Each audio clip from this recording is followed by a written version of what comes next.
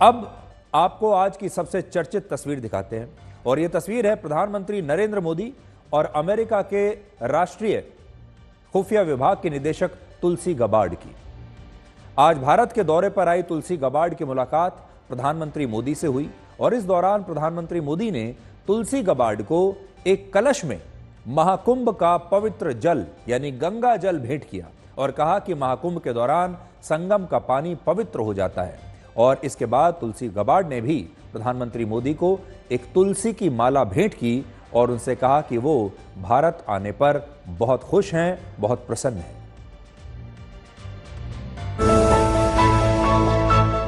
पहले हमने आपका स्वागत किया था तुलसी जी के लिए, इस बार हम स्वागत कर रहे हैं एक्सेलेंस से तुलसी जी।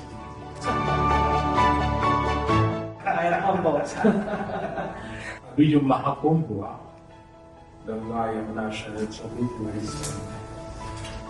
जिस मुहूर्त था 45 दिन का, तो बड़ा महत्व का माना जाता है। और उस समय देश के 66 करोड़ लोगों ने 660 मिलियन लोग भाग रहे उस पानी में डुबकी लगाने के लिए बन गया था।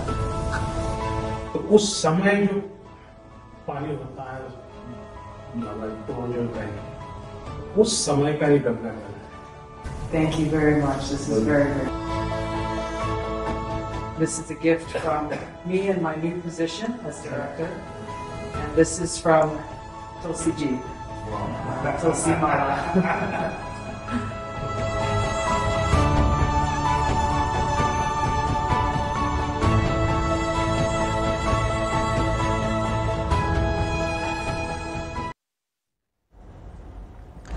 नरेंद्र मोदी भारत के प्रधानमंत्री होने के साथ भारत की हजारों साल पुरानी संस्कृति के सबसे बड़े संरक्षक भी हैं। जब भारत में एक खास वर्ग में त्रिवेणी के पवित्र जल के खिलाफ दुष्प्रचार किया गया और इसे दूषित बताया गया, तब प्रधानमंत्री मोदी ने पहले मॉरिशस के राष्ट्रपति और अब तुलसी गबार्ड को महाकुंभ का गंगा जल, ये पवित्र गंगा जल भेंट किया है।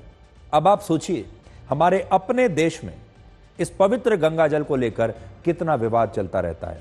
इसे लेकर हमारे विपक्षी दल और भारत का एक वर्ग कितने सारे विवाद पैदा करता है, कितने सारे कुतर्क करता है। और प्रधानमंत्री मोदी लगातार इस गंगा जल को दुनिया भर में लोगों तक पहुंचा रहे हैं, इस गंगा जल की ताकत के बारे में लोगों को बता रहे हैं और दुनिया के बड़े बड़े लोग बहुत प्रसन्नता से, खुशी खुशी इसे सहर्ष स्वीकार कर रहे हैं, एक पवित्र गंगा जल मानकर।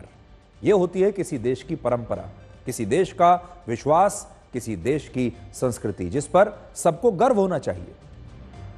तुलसी गबार्ड 43 वर्ष की हैं और खुद को भगवान श्री कृष्ण की परम भक्त कहती हैं, हिंदू धर्म को मानती हैं, सनातन धर्म को मानती हैं। वर्ष 2013 में जब वो पहली बार अमेरिका के हाउस ऑफ रिप्रेजेंटेटिव्स की सदस्य बनी थी, तब उन्होंने गीता पर हाथ रखकर शपथ ली थी और वो ऐसा करने वाली अमेरिका की पहली नेता बनी थी। भारत के बहुत सारे लोगों को ऐसा लगता है कि तुलसी गबार्ड भारतीय मूल की हैं और उनकी जो पृष्ठभूमि है वो भारत से है, उनका परिवार, पीछे से परिवार की जो जड़ें हैं वो भारत से रही होंगी। लेकिन ये बात सही नहीं है। तुलसी गबार्ड का अगर आप देखें पारिवारिक रिश्ता, वो भारत से कभी भी नहीं है। तुलसी गबार्ड के माता पिता कैथोलिक क्रिश्चियन हैं, ईसाई हैं और शुरुआत में उनका हिंदू धर्म से दूर दूर तक कोई लेना देना नहीं था। वर्ष 1970 में वो उस समय हिंदू धर्म से प्रभावित हुए जब अमेरिका समेत पूरी दुनिया में एक भक्ति आंदोलन अपने चरम पर था और इस आंदोलन का नाम था हरे कृष्ण आंदोलन। और इसी आंदोलन से प्रभावित होकर तुलसी गबार्ड के परिवार ने, मतलब तुलसी गबार्ड की मां कैरल गबार्ड देवहूति दासी बन गई। उन्होंने अपना नाम बदलकर देवहूति दासी रख लिया और उनके पिता, जिनका नाम है माइक गबार्ड, उन्होंने अपना नाम बदलकर कृष्णा कथा दास रख लिया। यानी उनके जो माता पिता थे उन्होंने हिंदू धर्म को स्वीकार कर लिया, सनातन धर्म को स्वीकार कर लिया और यहां तक कि अपने नाम भी उन्होंने बदल लिए, जबकि उनका भारत से कोई लेना देना नहीं है। इनके परिवार में कोई व्यक्ति भारत में पैदा नहीं हुआ है, ना कोई पारिवारिक रिश्ता भारत से है, लेकिन हिंदू धर्म से प्रभावित हुए। माता पिता दोनों हिंदू बन गए और उन्होंने अपने नाम भी हिंदुओं कि जो रीति रिवाज के हिसाब से नाम होते हैं वो रख लिए, हिंदी नाम रख लिए। फिर उन्होंने अपनी बड़ी बेटी का नाम तुलसी रखा और यह नाम भी देवी तुलसी से लिया गया, जिनका विवाह भगवान विष्णु से हुआ था। और भगवान विष्णु ने ही भगवान कृष्ण के रूप में 8वां अवतार लिया था और इसीलिए तुलसी गबार्ड भगवान कृष्ण की बहुत बड़ी भक्त है।